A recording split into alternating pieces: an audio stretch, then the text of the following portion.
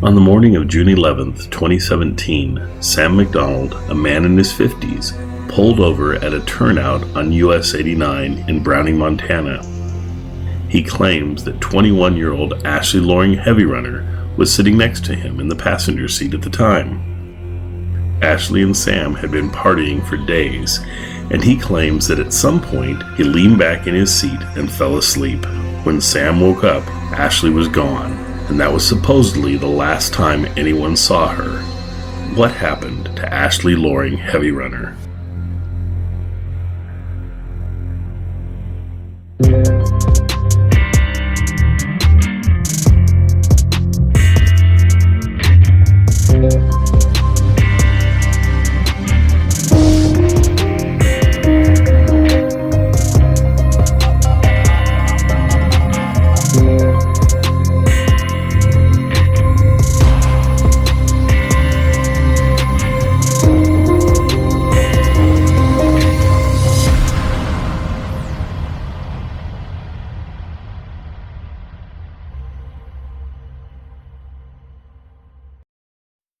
Ashley Loring Heavyrunner is 24 years old. She is 5 foot 2 inches tall and weighs between 95 and 105 pounds. She has dark brown hair and brown eyes. Ashley is a member of Montana's Blackfeet tribe. Friends and family describe Ashley as having a contagious smile. She was physically and mentally strong and a star athlete in high school. She was enrolled in community college and was said to be an excellent student.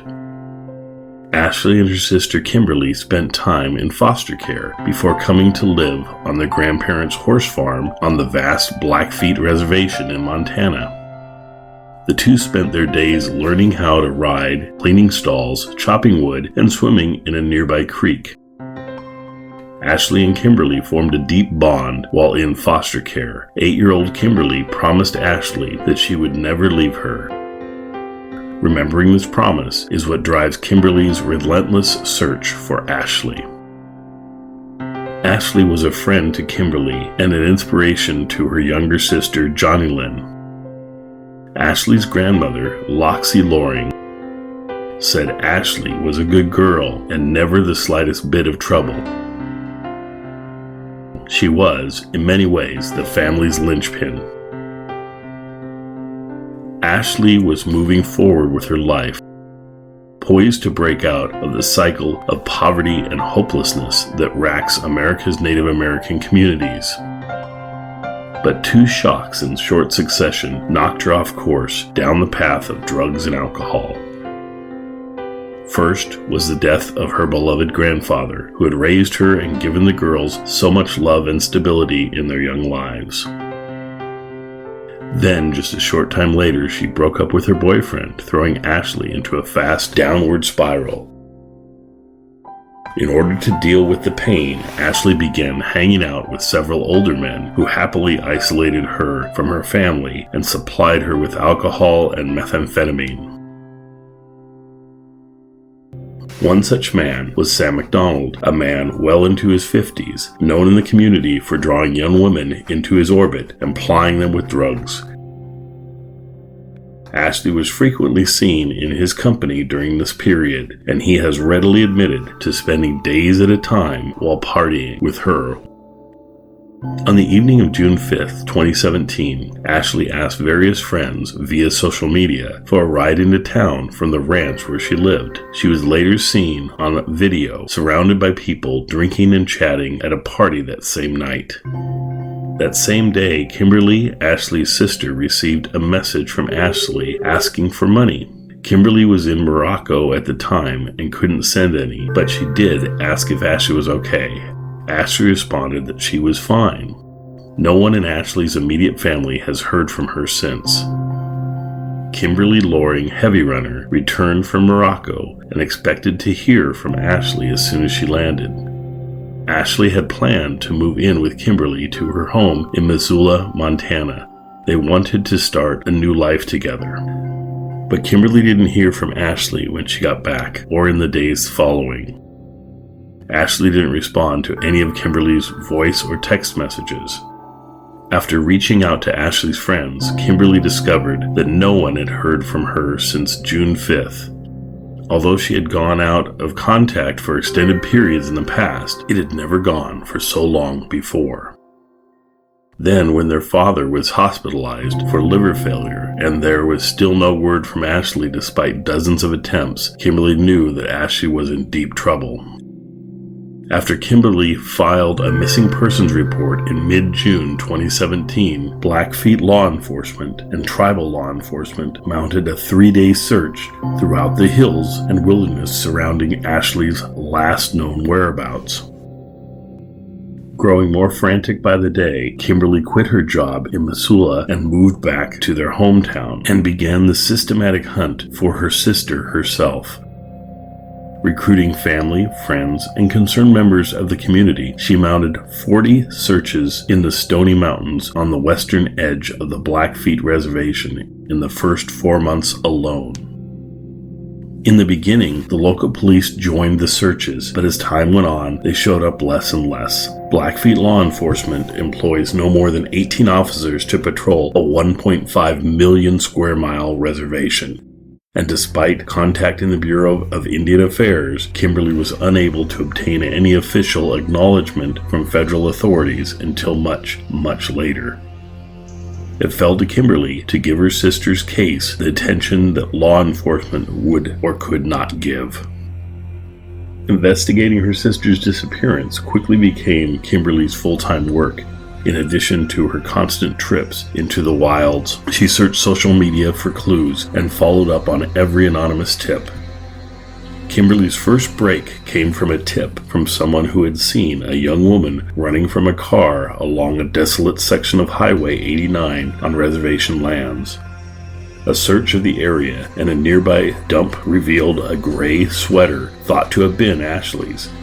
This was turned over to the Bureau of Indian Affairs for testing, where it sat in a box untouched for over a year.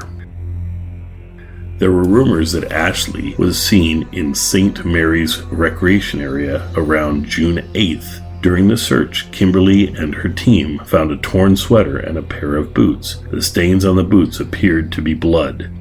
They turned the clothing over to the police for analysis, but authorities have never said whether they belonged to Ashley or had even been tested at all. Of note, however, was where the clothes were found, at the edge of the reservation, very near the home of 50-year-old Sam McDonald.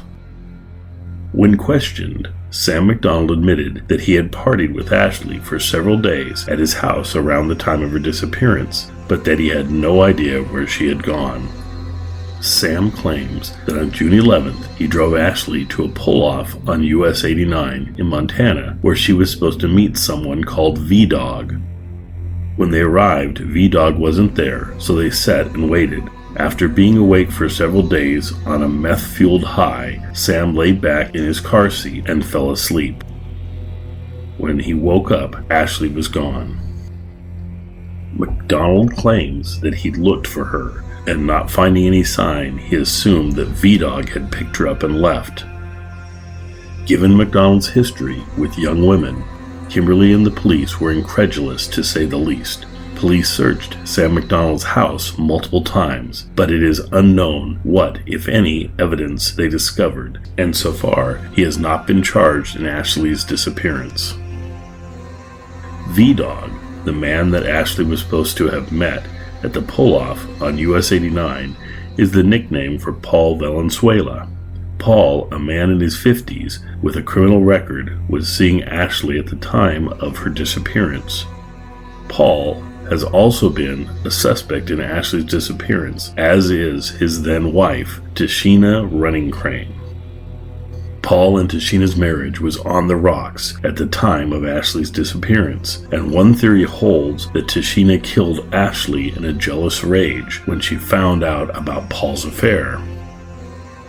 Paul and Tashina were both questioned and their home searched. They divorced a month after Ashley went missing, and Tashina left the Blackfeet reservation soon after, fleeing what she called a stream of false accusations. Paul has since been in and out of prison for unrelated offenses. Because the investigation grew to include multiple states and raise questions of tribal jurisdiction, the FBI finally took over the investigation of the case in 2018. Kimberly Loring Heavyrunner continues to follow up on clues from social media sites and mount searches in the Blackfeet Reservation. On her sister's behalf, she has become an advocate for all the Native American women who have gone missing over the years. She has even testified before the U.S. Senate on the epidemic of abuse and murder that are underreported and ignored by authorities. Statistically, Native Americans living on the reservation face violent crime rates 2.5 times the national average. Native American women are especially vulnerable. They are 10 times more likely to be murdered than non-Native women. More than 1 in 3 have been a victim of rape or attempted rape.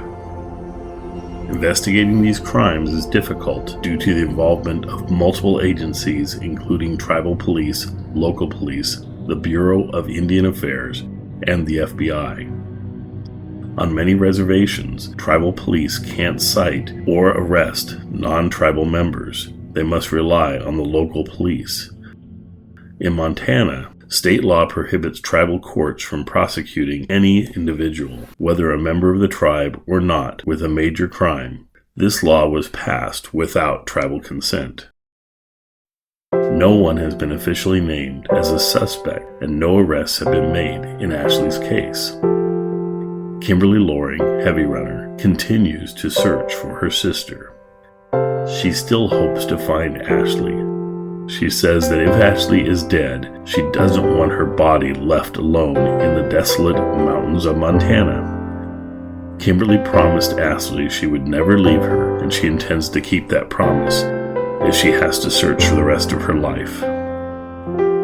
If you have any information about the case of Ashley Loring Heavyrunner, please call Blackfeet Law Enforcement at 406-338-4000. Please like, share, and subscribe to this channel. And if you or anyone you know has a loved one that is missing, please fill out our case submission form. There is a link in this video's show notes.